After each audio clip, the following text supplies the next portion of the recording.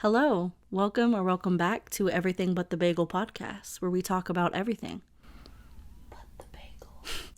Okay, so we had an idea for this podcast segment, if you will, because most of the people listening are going to be our friends from the Elite Academy, or family who know these stories from the Elite Academy.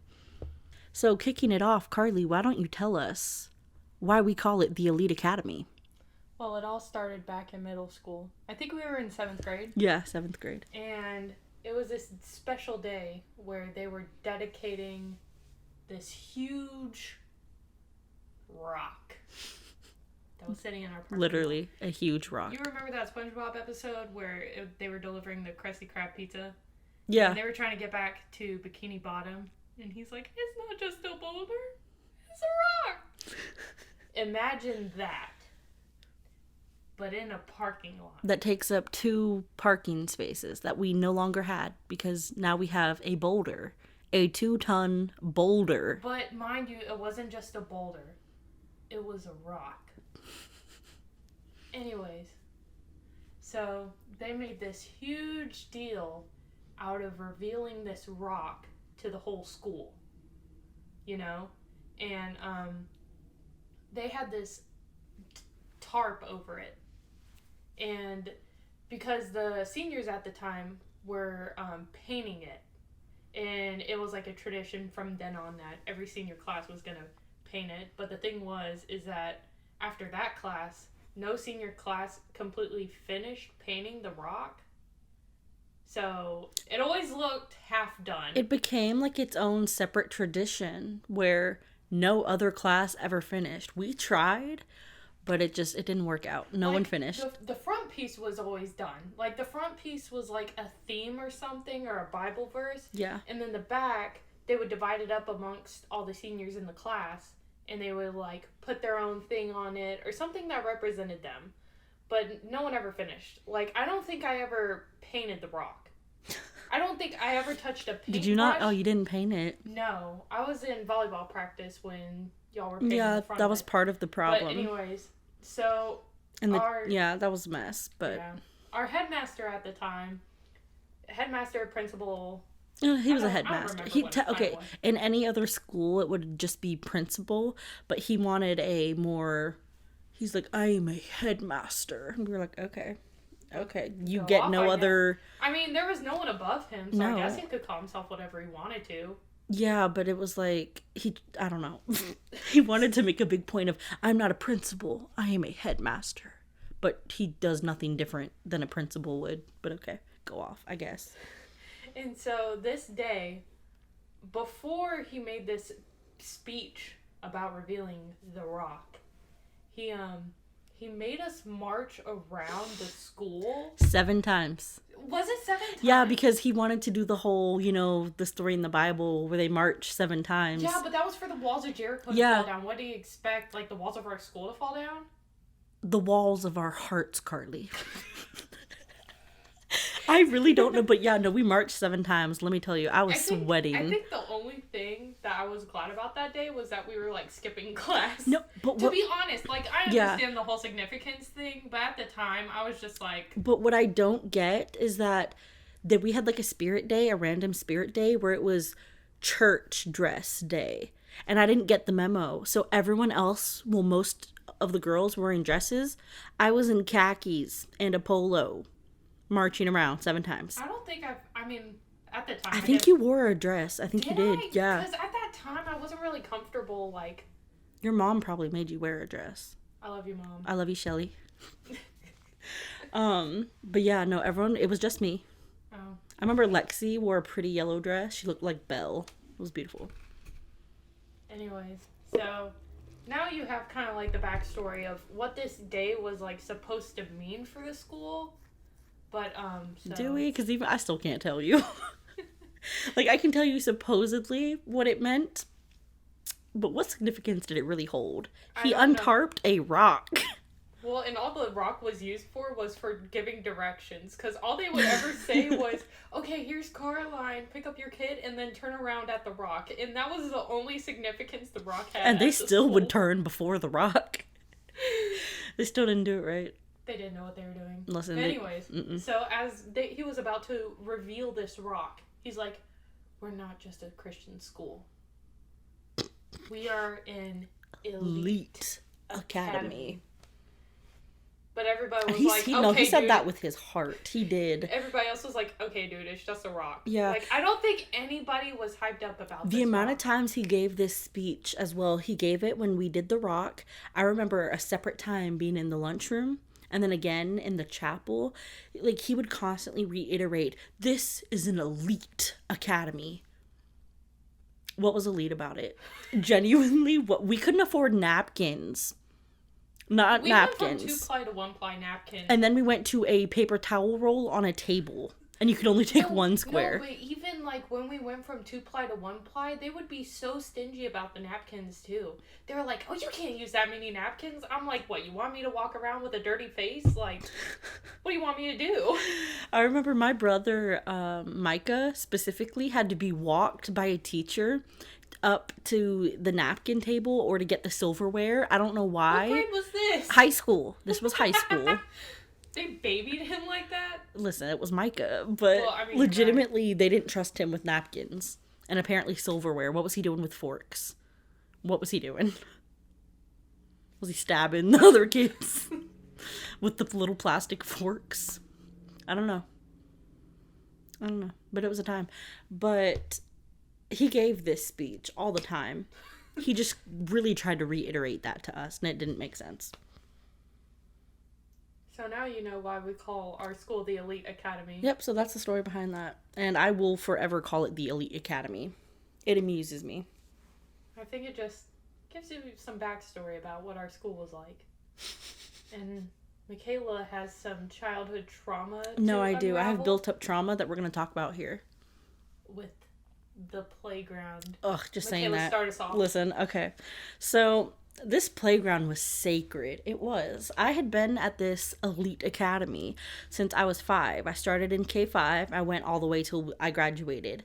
So the playground had a special place in my heart because I was a staff kid. My grandmother worked there, and my mom would sometimes work the extended care, which is for kids whose parents, maybe work later and can't pick them up right as school ends, or if a student has an older sibling in a sport, parents not having to come to the school multiple times to pick up kids. So extended care would last from like 3 till like 6:30-ish.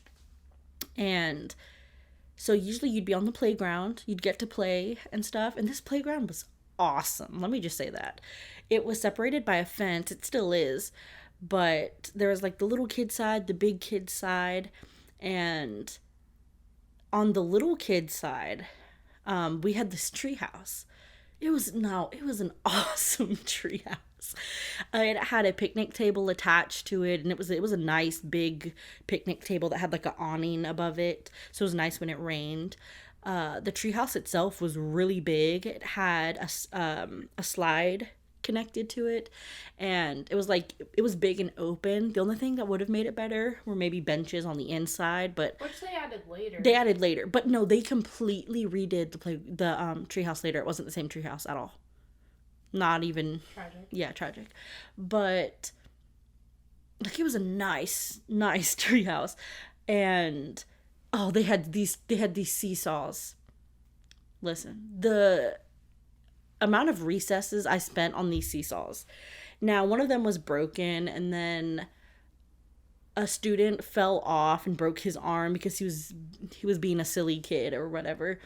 And his family made the school get rid of it because they had a big, say in school matters. It was the seesaw's fault. Yeah, it was definitely the seesaw's fault, not your kids. How dare they? I was so angry. But, so they got rid of the seesaw, they did all this stuff. Like, as you can see, we loved this playground. I loved this playground. And our school did these fundraisers where we raised money, and we would sell barbecue tickets. We had these barbecue plates. It was pretty cool. But that was like our fundraiser every single year. Yeah, we just barbecue. We had the chocolate that everyone's the candy bars. Chocolate that everyone sells. That didn't go so great. But anyways, so we did the barbecues. And they really sold us on, oh, we're going to revamp the playground. We're going to make it better. See, the key word here is better. Remember that.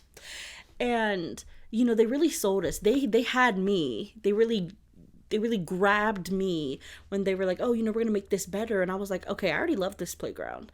And I really enjoyed spending my extended care days there. And if they're going to make it better, help the, you know, sure.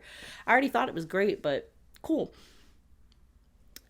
What they did to this playground, listen, it looked like the inside of a crayon box. The most obnoxious plastic colors you could think of. And, so they got rid of the seesaw. They turned it into a picnic table. And when I say that this picnic table, it was just quite literally made out of the carcass of my childhood. That was my seesaw. And then they brought in this weird plasticky, crappy little spring seesaw that was horrible. But it was like one where 4 people could get on at once. Yeah. And it had like a flat top, so like someone would stand in the middle of it. But then they didn't want you to stand in the middle because you're gonna break it. What was the point? What was the point? They completely got rid of the original tree house and tried to make a better one. The only thing that was cool was that it had benches on the inside, but they completely took away the picnic table attached to it. It didn't have the slide anymore, and it was like too open. I didn't like it. I didn't like it. They made these weird plastic basketball hoops that were in the shape of a square. And do you remember? They literally told us, oh, we're making I can't speak. We're making a basketball court. See, what I thought when they said that, though, is that, like, there was a field next to the playground where we would play kickball or whatever. Like, I think sometimes we played, like, wiffle ball or, like, baseball out there. Yeah. And so... It was the best kickball field, please. Loved it. It was a good size. It was. So I thought they were going to take a portion of that and make a basketball court. But that is not at all what happened. Not at all. They literally just had a weird slab of concrete and then this weird plastic and it was a 3-tier goal. And it was horrible. Because, like, it was 3 basketball goals on one pole. Yeah. And then they added this obnoxious monkey bar thing. It looked so bad. They destroyed this playground. It was it was not good. I was so upset about that. Man. Like, I loved this playground. So are you saying, like, your school experience started to go downhill? The second they took out my seesaw and turned it into a crappy picnic table. Yep. That's where the turntables have turned. Yes. I was so sad. Still am, if you can't tell. Still very upset about that. Well, into our next Elite Academy story. We're going to start talking about, more about the people that we graduated with. I call this segment class shenanigans because we have many stories to tell of our class shenanigans. I would say class shenanigans with the Dirty Dozen. Ugh, plus yes. 1. Plus 1. Love you, Sarah. Shout out. You're a good sport for that. Yes. Listen, to explain that, our class had been together, some of us since middle school, some since elementary. And when we reached high school, there was 12 of us. We were the Dirty Dozen. And then in 11th grade, we got a few new girls. And by the time we were seniors, only one of them had stayed. Her name was Sarah. And so we made a joke, oh, well, we're the Dirty Dozen plus 1. And she didn't really take offense to that. It was a whole... She was a good sport. She was. It was a whole big joke. We weren't, like, actually outing her or saying she wasn't part of the class or anything like that. It was, like, a big joke. She took it well. We loved it. So she's our little plus 1. Love you, Sarah. Shout out to you. Shout out. So the first story that I'm going to tell, actually both of these stories take place in our science class. And our poor teacher. I would like to apologize in advance to Mr. him Dion. if he ever listens to this podcast, because I know our class put him through a lot. Actually, our class, my brothers. I want to specifically apologize for my brothers. They're great now. now. You don't seem too sure about that. Well, now they are. It's just back then they were the class clowns. Now we all were very entertained by this, but it did cause some problems for teachers, and I see that now. But at the time, I remember thinking, "Oh, all these teachers just hate us. They're out to get us," and some of them were, but so. genuinely, rightfully so. I would have beat us with the rulers. Like, please, I would have hold out your hand. I would have smacked us. Smacked us a good one. So, for privacy purposes, we're going to call our science teacher Mr. Dion. And for that reason is because he had this undying love for Celine Dion. Like, we would be sitting in class with, like, some downtime. Like, he would give us work to do. And then when we would, like, finish, he would turn on some jazzy tunes. But most of the time it was Celine Dion. And he would cry. He would cry. It was the sweetest thing. It got to the point where, like, his son bought him tickets to go see her in Vegas. And I thought that was probably the best gift. No, that's the best gift you could have given this man. The best gift. And he loved it because I asked him about it. He probably cried. Bless his heart. I asked him about it, and he was, like, so passionate about it. Ugh, I love that for him. Anyways, so you see how He's the sweetest old man. He was. You see how sweet this man is? And the stuff that we put him through. Because this story involves the guys in our class, including Michala's brothers, Micah and Cameron. Yeah. Oh my gosh. What did we have downtime, I think? Again? No, see, that was the thing. This was starting off beginning of the class, beginning of the morning. This was the beginning of class. This was not downtime. No, sir. No, ma'am. Mm-mm. This was the beginning of class. Nothing had happened yet. So all the guys in our class, they sat towards the back, which I thought was a very bad idea because you cannot keep an eye on them if they're in the very back of the classroom. Yeah, they should have been up front. So at one point, like, and they wanted Michala to film this. And everybody else was going to be involved, but I didn't want to be. So I just stood behind Michala and just witnessed what was about to unfold before my eyes. So we were both in the back corner of the classroom, and all the guys, they started laying their chairs down. So, like, the back of the chair was on the floor, and they're like starting to count down. They're like 3, 2, and then you see Mr. Dion in the front of the class. He's just kind of like, what's going on? And at one point, he was verbally telling them, he's like, what are you guys doing? Up. Get up. Get up. What are you doing? Pick up your chair. Stand up. Pick up your chair. And they're just steady counting. 10. 9. And they're holding on to, like, the arms of the chairs. Because we didn't have normal desks in the science room. It was all these lab tables, you know, with, like, the black tops. Yeah. And then we had, you know, chairs that had like, armrests. Yeah. So they were, like, holding on to the armrests. Like, they were really putting a production on for this class. And let me when they got down to the blast off part, they started just absolutely shaking their chairs and just going ballistic. Because they were like, 3, 2, 1, blast off! And then they start making all these rocket noises like... I wish I still had this video. I do not. Does someone have it? I don't know. Anyone from our class, if you have this video... I used to record on Olivia's phone. We need to see if she has it.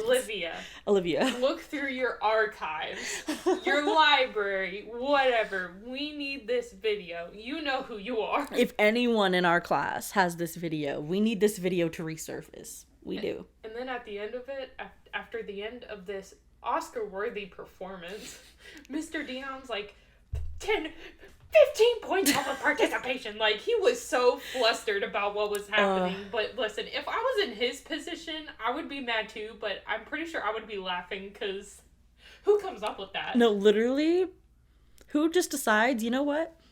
Let's act like we're about to blast off in a spaceship, because why the heck not? The story that really gets me about that took place in this class all started with a substitute teacher. Oh now, my God. Already, most of you probably know where I'm going with this. So, we had a substitute coming in for Mr. Dion because he was sick. And naturally when a substitute comes in, they don't know anyone, they don't know the routine. So they start out, usually they're going to take roll. They call names. Okay, well, the thing here was that when she started calling the boys names, this is what they decided to do. My brother, Micah, he started this first. It's always Micah. But she called for Riley Sanders. And see, now, why this was a problem was Riley was the principal's son. Okay? Golden egg, never did anything bad. Golden egg? He was the golden egg, the golden child, if you will. He never did anything wrong. He was a brilliant student, was in the running for valedictorian against Carly, who ended up being our valedictorian. A real golden egg. But, so, this was a good kid, good student, didn't get in trouble. So when this substitute calls for Riley Sanders and Micah in full confidence, here, right here, me, I'm here. This started a revolution amongst the class. Every student's name she called out for the boys started taking on the other students' names. So none of the boys were, according to her, who they said they claimed to be. And now here is where the problem began, is that they are class clowns. And I don't remember what Micah did, but he landed himself in the corner. She made him stand in the corner like a child. And there is a picture of this. There is a picture. That we will post on Instagram. So look out for this picture. You'll know it when you see it. He is standing in the corner holding a science book. We love you, we do. We do. And so the next day, she comes in and she's like, okay, quiet down. I have something to talk to you guys about. And we're like, oh, what's going on? She said, so I talked to Mr. Dion, and he seems to have, he seems to believe that you guys tricked me. And we're thinking, what? Tricked? What do you mean? And she's like, yeah, he seems to believe that Riley Sanders, who I told him was acting out, was not actually Riley Sanders, but that a Micah Poole the fact claimed that to be. He knew no, it was he knew. Micah. Not only he knew not just what we had done, but that it was Micah. He's like, I know y'all switched names, and I know who did it. This was not Riley Sanders. This was a Micah Poole. Man. And I love that for him. I love that he knew. And so she was like, okay, so, that's no funny business, haha, mess with the substitute. Okay, I'm going to call roll again, and y'all need to be serious. Okay, we're not doing this, blah, blah, blah, blah, blah. And we're like, oh, yeah, we're sorry. She calls for Ben White, and my other brother, Cameron, here. Haha, yes, ma'am, here. Present Ben White. We had a girl in our class, Brianna, who about gave it away, though, because she instantly started laughing to the point of snorting when this happened. And we were all like, Brianna, cut it out. Like, let this unfold. No, let it. And we were so amused because they had already gotten caught, and they said, let's do this one more time. They had audacity. They had nothing else but the audacity. Still do. But so she goes through this again, and they switched names.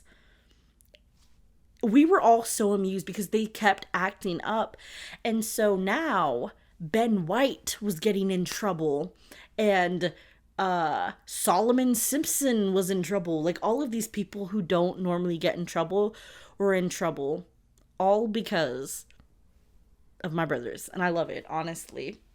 So I was sick the next day. I didn't come in, so I didn't get to experience what happened. But apparently Mr. Dion came back and was super angry because he knew what had happened and that they had switched again. Now, he was confident the first day who had done it, but the second day he wasn't quite sure who switched to who.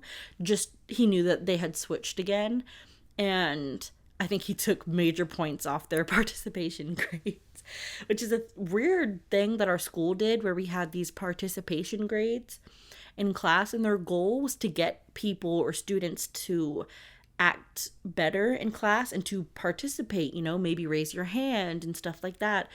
But all it did was just dock our grade if we left our book in our locker. Or God forbid you had to go to the bathroom. 10 points off your participation grade. You should have gone. Between when we had like we a only really had, like, short 5 minutes between classes. Yeah. And they were like, but then, do you remember the story Mr. Dion literally told us? He was like, I used to walk 2 football fields to get to my class, and I... That was a running joke in our class. No, it was. 2 football fields. Not 1, but 2. So, apparently that's on us. We should have gone to the bathroom. God forbid. But... yeah, so I didn't get to... I wish I hadn't been sick. But I remember my brothers coming home that day and just telling me, oh, he was so angry. He knew that we had switched, but he didn't know who. And obviously no one was confessing. No one was going to be like, oh, this is... snitches get stitches. You know what I mean? Who am I to rat out the dirty dozen? And to any of our Elite Academy listeners, if you have any stories you'd like us to talk about, or any stories you yourself would like to talk about, shoot us a DM on either of our Instagrams or the Everything But the Bagel Instagram, and we can talk about you guest starring if you want to, or just give us some story ideas. But if you have any ideas, let us know. We'd love to hear from you guys. And that concludes the second episode of Everything But the Bagel podcast. If you'd like to follow us on Instagram, our name is EBTB_podcast. And we will post there when new episodes are coming up. If you watched this episode, go to our Instagram post about episode 2 and comment a rocket emoji in honor of our class shenanigans. And come back for our next episode where we talk about adulting and what that means for us, I guess. That's going to be a fun episode. Well, I guess that brings us to a close. Thanks for listening, and I hope you guys tune in for next time. Adios. Bye-bye.